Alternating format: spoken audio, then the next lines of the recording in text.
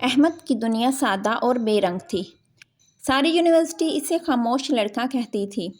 وہ لائبریری کے ایک کونے میں بیٹھ کر کتابوں میں کھویا رہتا تھا، جیسے دنیا سے اس کا تعلق ہی نہ ہو۔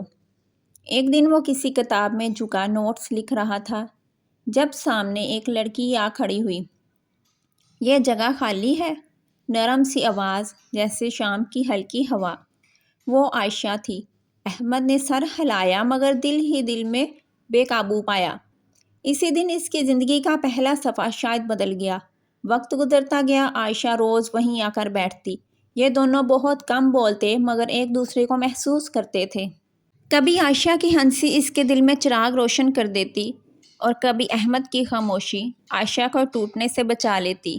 دونوں کے درمیان ایک نامعلوم رشتہ بن چکا تھا، جو لوگوں کو نظر نہیں آتا تھا مگر دونوں کے دلوں میں لکھا تھا۔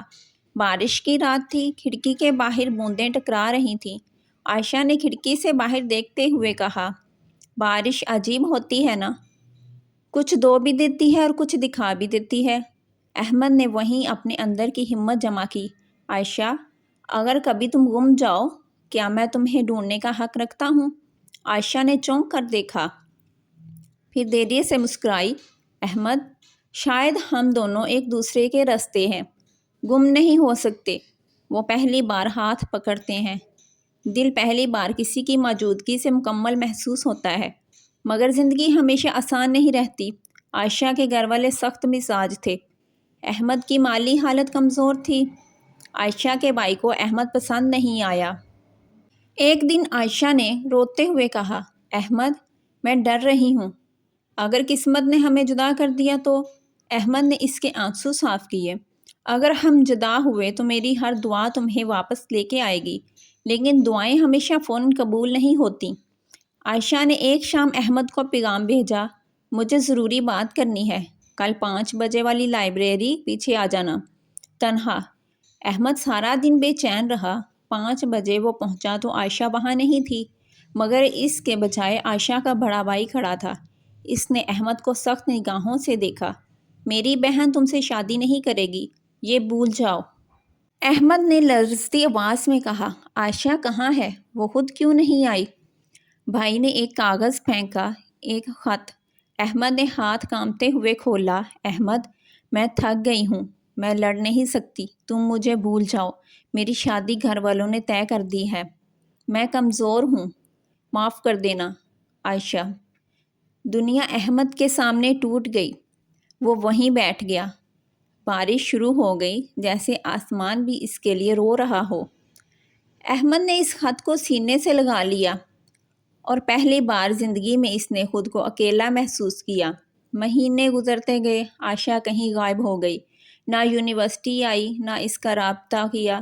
لوگوں نے کہا اس کی شادی ہو گئی ہے، کچھ نے کہا وہ باہر چلی گئی ہے۔ احمد کسی سے نہیں لڑا، بس اپنے اندر ہر دن تھوڑا تھوڑا مرنے لگا۔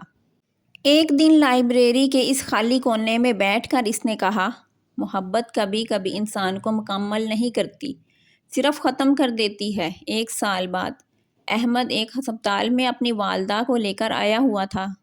اچانک ایک آواز سنائی دی۔ احمد، وہ آواز، وہ لہجہ، وہ لرزاہٹ، وہی عائشہ۔